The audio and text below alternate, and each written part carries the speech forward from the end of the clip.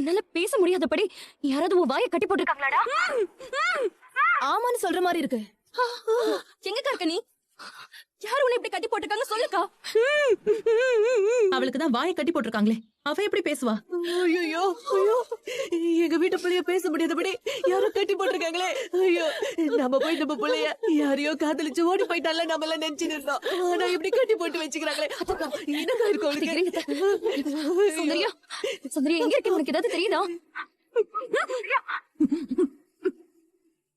அக்கா, அக்கா, phone cut ஆயிடுச்சுக்கா. ஐயோ, யாரோ வர மாதிரி இருக்கு. அவங்க வரும்போது போன் ரிங் ஆயிடுச்சுன்னா பேசாம ஸ்விட்ச் ஆஃப் பண்ணிடலாம்.